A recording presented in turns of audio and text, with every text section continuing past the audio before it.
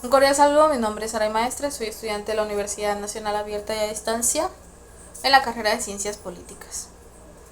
Y bueno, en este video vamos a resolver el caso número 2 del curso de Derecho Constitucional Colombiano 2 bajo los conceptos aprendidos en los trabajos de las fases anteriores. Vamos a resolver este caso. El caso plantea que un grupo de ciudadanos presenta una acción de tutela por presuntos abusos de las fuerzas públicas durante las protestas. El Tribunal Superior no concedió el amparo, pero en la sede de impugnación de la Corte Suprema sí lo hizo y ordenó que el presidente y el ministro de Defensa pidieran perdón y crearan un protocolo de intervención ajustado a los derechos humanos. Sin embargo, el presidente y el ministro expresaron que no cumplirían hasta que la Corte Constitucional revisara la sentencia nuevamente. En este caso se genera un conflicto constitucional entre la obligación de cumplir un fallo judicial y la idea del Ejecutivo de subordinar su cumplimiento a una eventual revisión constitucional. Para poder desarrollar este caso vamos a dividirlo en diferentes puntos. En primer lugar, la acción de tutela, siendo este un mecanismo de protección inmediata de derechos fundamentales. La Corte Suprema, como juez de segunda instancia, tiene la competencia para emitir órdenes de cumplimiento inmediato. Esto significa que cuando la Corte Constitucional concede el amparo, más aún en un contexto de violación de derechos humanos, sus órdenes son obligatorias y deben cumplirse sin ninguna condición. Las órdenes estructurales forman parte del control judicial fuerte que caracteriza el modelo colombiano. Por tanto, el Ejecutivo no puede decidir si las cumple o no según sus conveniencias. En segundo lugar, vamos a plantear una pregunta. ¿El presidente puede esperar a que la revisión de la Corte se haga? El presidente sostiene que esperará a que la Corte Constitucional revise el fallo, pero ese argumento no tiene validez jurídica.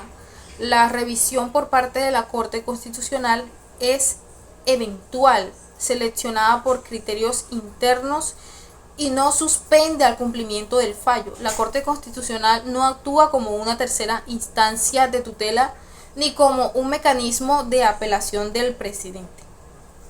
Por tanto, la decisión de la Corte Suprema sigue siendo plenamente válida, obligatoria y ejecutable.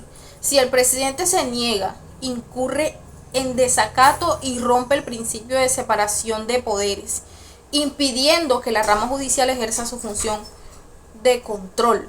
En tercer lugar, se estaría violando los principios de separación de poderes.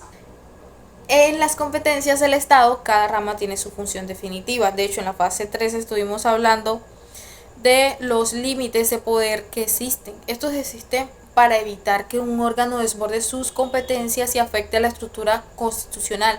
Aquí se observa que el Ejecutivo pretende condicionar una decisión judicial, lo cual rompe el sistema de frenos y contrapesos y desconoce el principio de independencia judicial. Este comportamiento afecta a uno de los elementos esenciales de la Constitución de 1991. Ningún funcionario del Ejecutivo puede desconocer un fallo judicial, especialmente uno que busca proteger los derechos fundamentales. Si una autoridad ejecutiva pudiera simplemente no cumplir, estaría frente a una situación fáctica del diseño constitucional, porque elimina el control judicial efectivo.